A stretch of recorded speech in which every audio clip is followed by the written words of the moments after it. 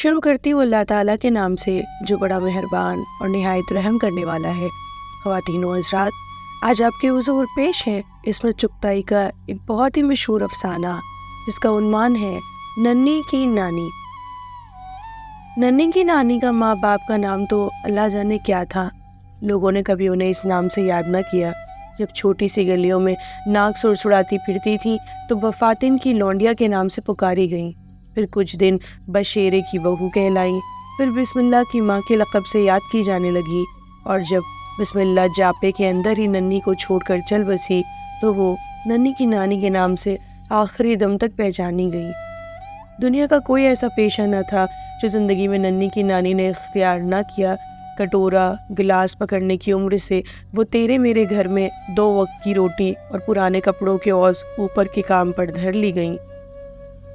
یہ اوپر کا کام کتنا نیچا ہوتا ہے یہ کچھ کھیلنے کودنے کی عمر سے کام پر جوت دیے جانے والے ہی جانتے ہیں۔ ننھے میاں کے آگے جھنجھنا بجانے کی غیر دلچسپ ڈیوٹی سے لے کر بڑے سرکار کے سر کی مالش تک اوپر کے کام کی فہرست میں آ جاتی ہے۔ زندگی کی دوڑ بھاگ میں کچھ گھومنا پھسلنا بھی آ گیا اور زندگی کے کچھ سال ماما گیری میں بیت گئے، پر جب دال میں چھپکلی بگھاڑ دی اور روٹیوں میں مکھیاں پرونے لگیں تو مجبوراً ریٹائر ہونا پڑا۔ اس کے بعد تو ننھی کی نانی بس لگائی بجھائی کرنے، ادھر کی بات ادھر پہنچانے کے سوا اور کسی کرم کی نہ رہی۔ یہ لگائی بجھائی کا پیشہ بھی خاصا منافع بخش ہوتا ہے۔ محلہ میں کھٹ پٹ چلتی رہتی ہے، مخالف کیمپ میں جا کر اگر ہوشیاری سے منجری کی جائے تو خوب خاطر مدارت ہوتی ہے، لیکن یہ پیشے کئے دن چلتا۔ نانی لتری کے لانے لگی اور دال گلتی نہ پا کر نانی نے آخری اور مفید ترین پیشہ یعنی مہذب طریقہ پر بھیک مانگنا شروع کر دی۔ کھانے کے وقت نانی ناک پھیلا کر سونگتی کہ کس گھر میں کیا پک رہا ہے۔ بہترین خوشبو کی ڈور پکڑ کر وہ گھر میں آن بیٹھتی۔ اے بیوی، گھیا ڈالی ہے گوشت میں؟ وہ بے تکلفی سے پوچھتی۔ نہیں بوا، گھوئی نگوڑی آج کل گلی کہاں ہے، آلو ڈالے ہیں۔ اے سبحان اللہ، کیا خوشبو ہے! اللہ رکھے بسم اللہ کے بابا کو آلووں سے عشق تھا، روز یہی کہ بسم اللہ کی ماں آلو گوشت جو آنکھوں سے بھی دکھ جاوے۔ اے بیوی، کوتمیر چھوڑ دیا؟ وہ ایک دم فکر مند ہو جاتی۔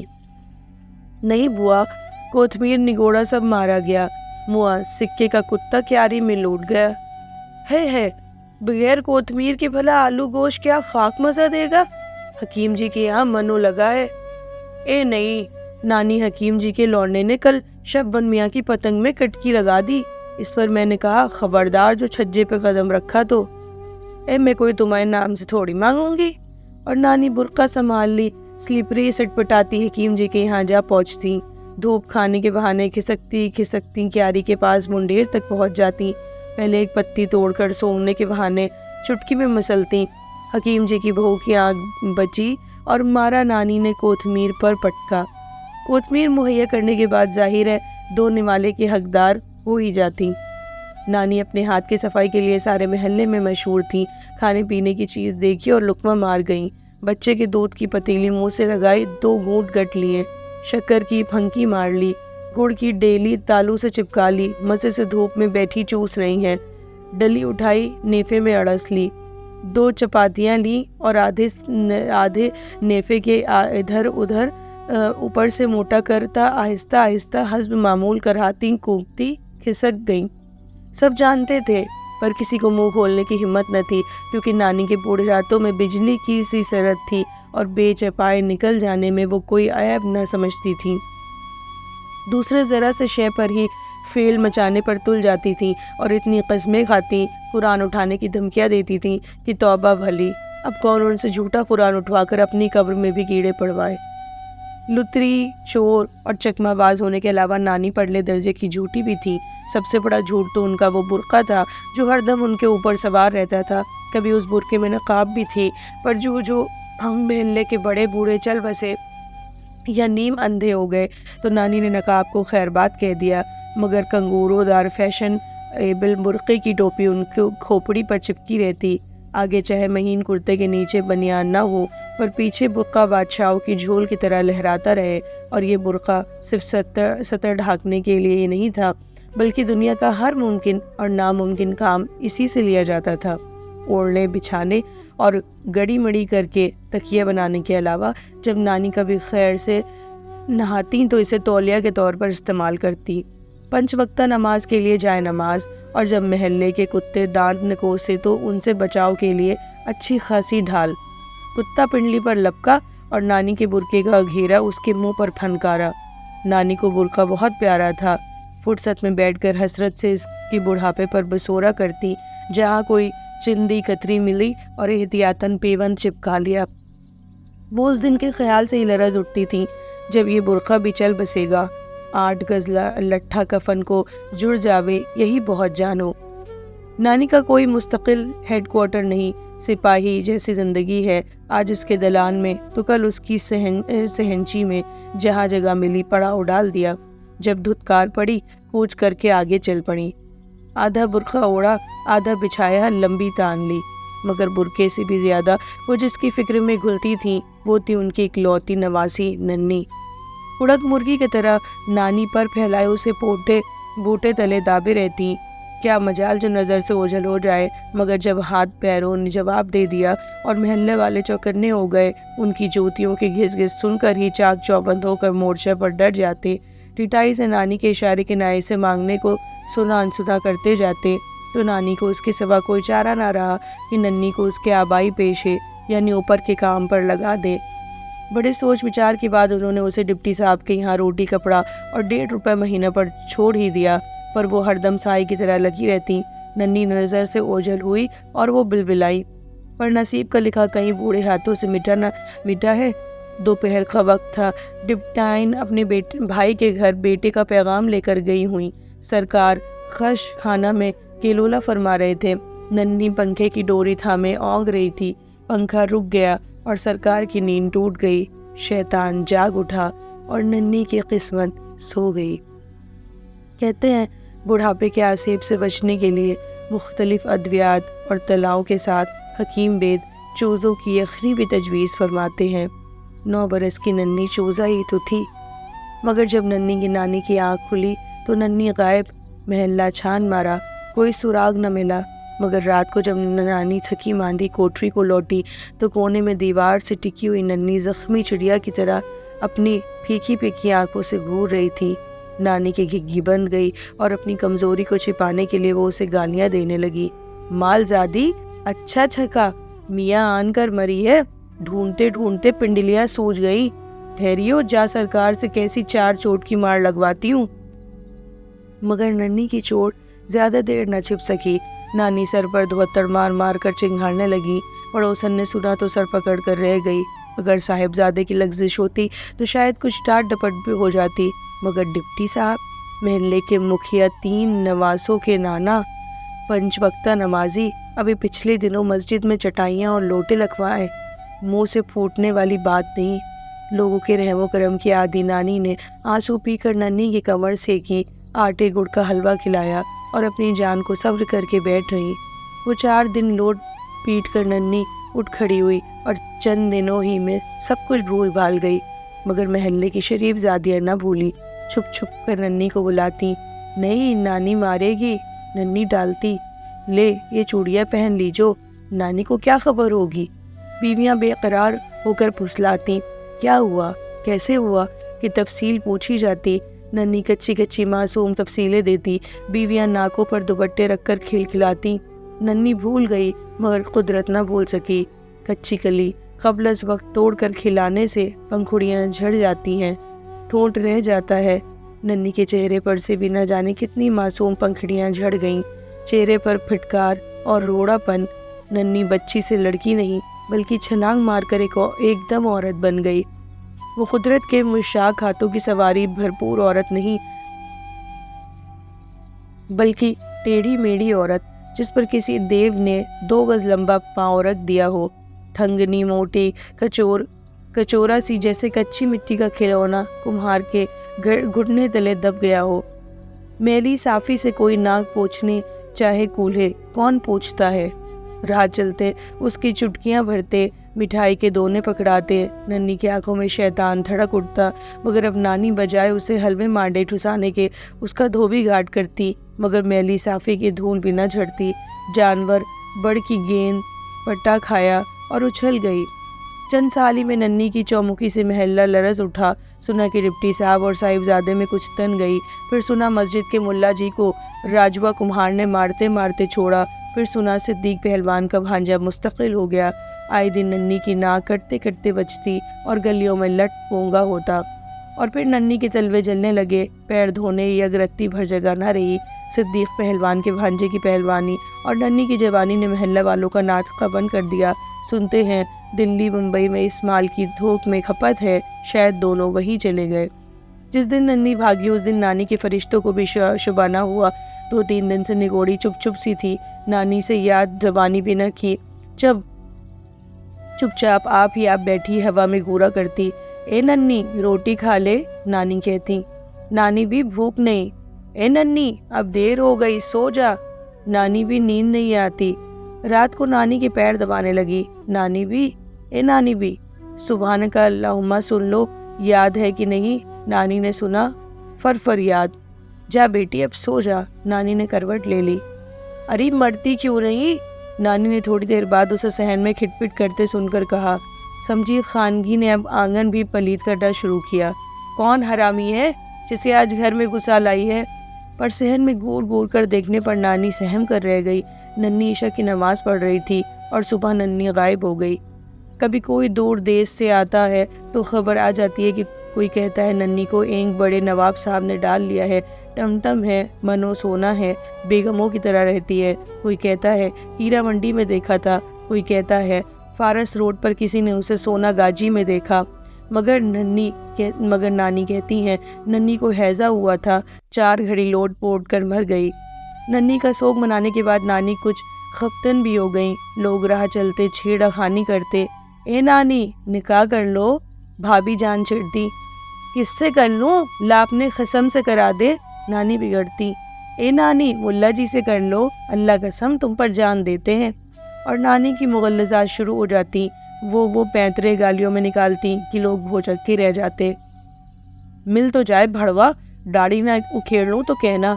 मगर जब मुल्ला जी कभी गली के नुक्कड़ पर मिल जाते तो नानी सचमुच शर्मा सी जाती। अलावा महल्ले के लड़कों बालों के नानी के असली दुश्मन तो मुँह निगोड़े बंदर थे, जो पीढ़ियों से इसी महल्ले में पलते बढ़ते आए थे, जो हर फर्द का कच्चा कट्ठा जानते थे। मर्द खतरनाक होते हैं और बच्चे बदजात, औरतें तो सिर्फ डरपोक होती हैं। और नानी भी उन्हें बंदरों में पलकर बुढ़ियाई थी। उन्होंने बंदरों को डराने के लिए किसी बच्चे की गुलेल हथिया ली थी और सर पर बुरके का पगड़ बांध कर वो गुलेल तान कर जब उचकती तो बंदर थोड़ी देर को शशदर जरूर रह जाते और फिर बेतवज्जी से टहलने लगते। और बंदरों से आए दिन उनकी बासी टुकड़ों पर चख चलती रहती। महल्ले में जहाँ कहीं शादी ब्याह चिल्ला 40वां होता, नानी झूठे टुकड़ों का ठेका ले लेती। लंगर खैरात बटती तो भी 4-4 मरतबा चकमा देकर हिस्सा ले लेती। मनु खाना बटोरने के बाद वो उसे हसरत से तकती। काश उनके पेट में भी अल्लाह पाक ने कुछ ऊँट जैसा इंतज़ाम किया होता तो कितने मज़े रहते। मज़े से 4 दिन की खुराक मादे में भर लेती, छुट्टी रहती। मगर अल्लाह पाक ने रिस्क का इतना ऊट पटांग इंतज़ाम करने के बाद पेट की मशीन क्यों इस कदर नाकिस बना डाली कि 1-2 वक्त के खाने से ज़्यादा ज़ख़ीरा जमा करने का ठोर ठिकाना नहीं। इसलिए नानी टाट के बसेरों पर झूठे टुकड़े फैलाकर सुखाती, फिर उन्हें मटकों में भर लेती। जब भूख लगी ज़रा से सूखे टुकड़े चूमर किए, पानी का छींटा दिया, चुटकी भर लौन मिर्च पर बरका और लजीज मलगूबा तैयार। लेकिन गर्मियों और बरसात के दिनों में बारहा ये नुस्खा उन पर हैजा तारी कर चुका था। चुनांचे बस जाने पर तौवा नुकरहन इन टुकड़ों को औने पौने बेच डालती ताकि लोग अपने कुत्तों और बकरियों वगैरह को खिला दें। मगर उमूमन कुत्तों और बकरियों के मैदे नानी के ढीठ मैदे का मुकाबला न कर पाते और लोग मोल तो क्या तोहफतन भी इन फवाकिहात को बोलने पर तैयार न होते। वही अजीज़ जान छोटे टुकड़े जिन्हें बटोरने के लिए नानी को हज़ारों सलवाते और ठोकरें सहना पड़ती और जिन्हें धूप में सुखाने के लिए उन्हें पूरी बंदर जाति से जिहाद मोल लेना पड़ता। जहाँ टुकड़े फैलाए गए और बंदरों के कबीले को बेतार बर की खबर पहुँचती। अब क्या है, गोल दर गोल दीवारों पर डटे बैठे हैं, खपरेलों पर धमा चौकनी मचा रहे हैं, छप्पर खसोट रहे हैं और आते जाते पे खोखियाँ रहे हैं। نانی بھی اس وقت مرد میدان بنی، سر پر برقع کا ڈھاٹا بندھے ہاتھ میں گلیل لیے مورچے پر ڈٹ جاتی۔ سارا دن لگے کر کے شام کو بچا کچا کوڑا بٹور بندروں کی جان کو کوستی۔ نانی اپنی کوٹری میں تھک کر سو رہتی۔ بندروں کو ان سے کچھ ذاتی قسم کی پرخاش ہو گئی تھی۔ اگر یہ بات نہ ہوتی تو کیوں جہان بھر کی نعمتوں کو چھوڑ کر صرف نانی کے ٹکڑوں پر ہی حملہ آور ہوتے، اور کیوں بدذات لال بچھائے والا انہی کا عزیز از جان تکیہ لے بھاگتا۔ وہ تکیہ جو ننھی کے بعد نانی کا واحد عزیز اور پیارا دنیا میں رہ گیا تھا، وہ تکیہ جو برقعے کے ساتھ ان کی جان پر ہمیشہ سوار رہتا تھا، جس کے سینوں کو وہ ہر وقت پکا ٹانکا مارتی رہتی تھیں۔ بارہا نانی کسی کونے خدرے میں بیٹھی تکیے سے ایسے کھیلا کرتی جیسے وہ ننھی سی بچی ہوں اور وہ تکیہ ان کی گڑیا۔ وہ اپنے سارے دکھ اس تکیے ہی سے کہہ کر جی ہلکا کر لیا کرتی تھی۔ جتنا انہیں تکیے پر لاڈ آتا وہ اس کے ٹانکے پکے کرتی جاتی۔ قسمت کے کھیل دیکھیے، نانی منڈیر پر سے لگی برقعے کی آڑ میں نیفے سے جوئیں چن رہی تھی کہ بندر دھم سے کودا اور تکیہ لے یہ جا وہ جا۔ ایسا معلوم ہوا کہ کوئی نانی کا کلیجہ نوچ کر لے گیا۔ وہ دہاڑیوں اور چلائیں کہ سارا محلہ اکٹھا ہو گیا۔ بندروں کا قاعدہ ہے کہ آنکھ بچی اور کٹورا گلاس لے بھاگے، اور چھجے پر بیٹھے دونوں ہاتھوں سے کٹورا دیوار پر گھس رہے ہیں۔ کٹورے کا مالک نیچے کھڑا چمکار رہا ہے، پیاز دے، روٹی دے۔ جب بندر میاں کا پیٹ بھر گیا، کٹورا پھینک اپنی راہ لی۔ نانی نے مٹکی بھر ٹکڑے لٹا دیے، پر حرامی بندر نے تکیہ نہ چھوڑا۔ 100 جتن کیے گئے مگر اس کا جی نہ پگھلا، اور اس نے مزے سے تکیے کے غلاف پیاز کے چھلکوں کی طرح اتارنے شروع کیے۔ وہی غلاف جنہیں نانی نے چندھی آنکھوں سے گھور کر پکے ٹاکوں سے گوندھا تھا۔ جو غلاف اترتے جاتے، نانی کی بدحواسی اور بلبلاہٹ میں زیادتی ہوتی جاتی، اور آخری غلاف بھی اتر گیا، اور بندر نے ایک کر کے چھجے پر سے ٹپکانا شروع کیے۔ روٹی کے گالے نہیں بلکہ شبن کی پتوئی، بنو سکے کا انگوچھا، حسینہ بی کی انگیا، منی بی کی گڑیا کا غرارہ، رحمت کی اوڑھنی اور خیراتی کا کچھنا، خیرن کے لونڈے کا تمنجہ، منشی جی کا مفلر اور ابراہیم کی قمیص کی آستین مانکف، صدیق کی تہمت کا ٹکڑا، آمنہ بی کی سرمے دانی اور بفاتن کی کجلوٹی، سکینہ بی کی افشاں کی ڈبیا، ملا جی کی تسبیح کا امام اور باقر میاں کی سجدہ گاہ، بسم اللہ کا سوکھا ہوا نال اور کلاوہ میں بندھی ہوئی ننھی کی پہلی سالگرہ کی بلدی کی گانٹھ، دھوپ اور چاندی کا چھلا اور بشیر خاں کا گلٹ کا تمغہ جو اسے جنگ سے زندہ لوٹ آنے پر سرکار عالیہ سے ملا تھا۔ مگر کسی نے ان چیزوں کو نہ دیکھا، بس دیکھا تو اس چوری کے مال کو جسے سال کی چھاپہ ماری کے بعد نانی نے لوٹ جوڑا تھا۔ چور، بے ایمان، کمینی، نکالو بڑھیا کو محلے سے، پولیس میں دے دو۔ ارے اس کی تو شک بھی کھولو، اس میں نہ جانے کیا کیا ہوگا۔ غرض جو جس کے منہ میں آیا کہہ گیا۔ نانی کی چیخیں ایک دم رک گئیں، آنسو خشک، سر نیچا اور زبان گنگ۔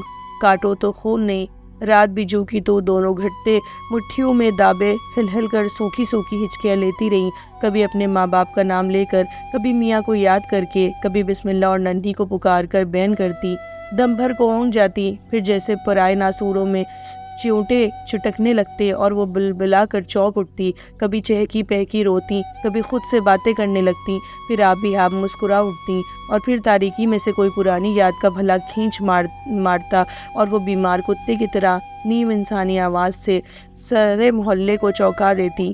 2 دن اسی حالت میں بیت گئے۔ محلے والوں کو آہستہ آہستہ احساس ندامت ہونا شروع ہوا۔